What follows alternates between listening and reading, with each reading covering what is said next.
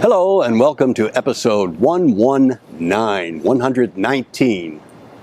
Too busy? Many people I work with, executives, presidents, CEOs, astronauts, they find that they're too busy.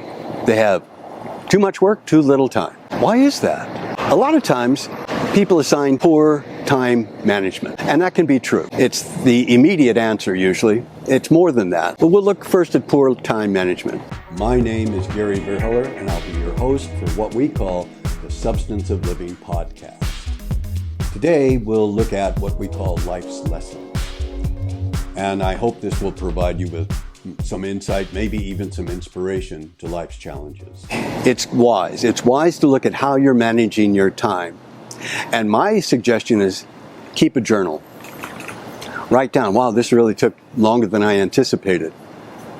Write down when a project starts, when the project ends, did you have enough time?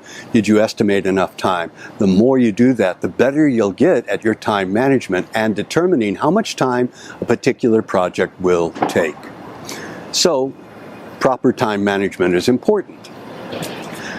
The other thing is, a lot of people overestimate what they can do and underestimate the time it'll take.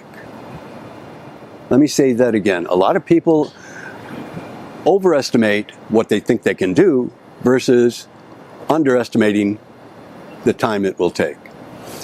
I always overestimate the time a project will take.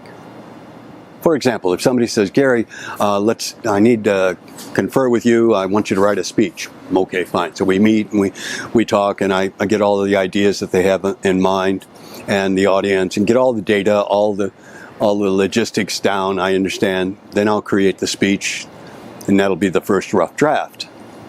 And I'll say something like, well, I think I can have this for you in 3 days. Now, in reality, I could probably finish it today. I always give myself extra time. Why? Because no one can predict the future. There could be an emergency that I have to take care of.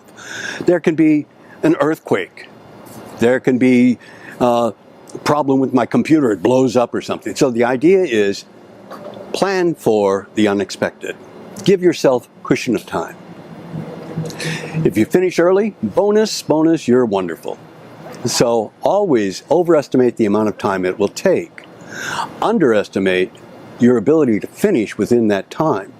And in this way, you'll be constantly monitoring and reviewing your skills, your knowledge, your ability, so that you can determine if you can take on a job.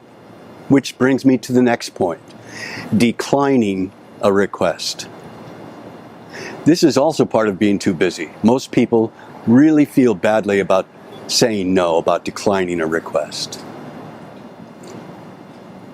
But the samurai have a very interesting approach to this. This comes from Bushido, the way of the warrior. They say no 3 times. Why would they say no 3 times? Bushido is based upon the idea that death is always with us. Now that sounds gruesome. That sounds morbid. It's a fact, though. I can have a heart attack in the next 10 minutes and die. There can be a car accident. I could be hit by a bus. Nobody knows the future. Death is always with us. So I might not get a second chance to correctly do something that I failed to do properly the first time. As a result, when someone requests a samurai to do something, the samurai will say no 3 times because they're carefully thinking, do I have the knowledge? Do I have the skills?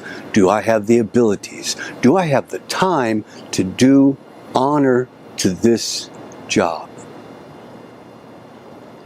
And my integrity, what I say and what I do is the same, and it's important for me, for my integrity, to say no, I just failed to have the time to do this.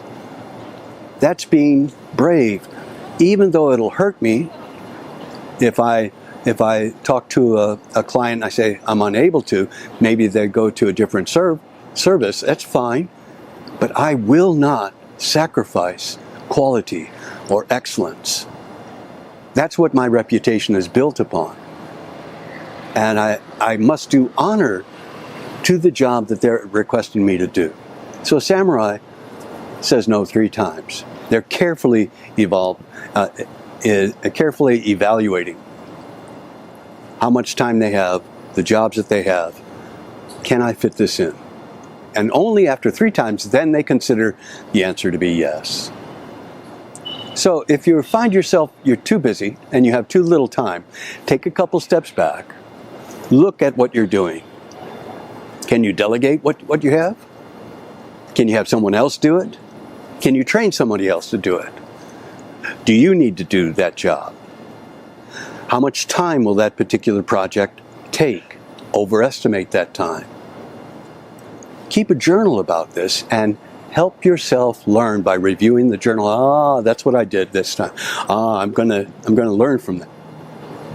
That's my suggestion. In this way, you'll still be busy, and you'll be more efficient and more effective. Thanks. Bye. Thank you for joining us today for the Substance of Living podcast. If you'd be kind enough to consider subscribing, you can contact us through Spotify or Apple Podcasts or connect on Twitter. Join us again next time for what I hope will help you navigate life.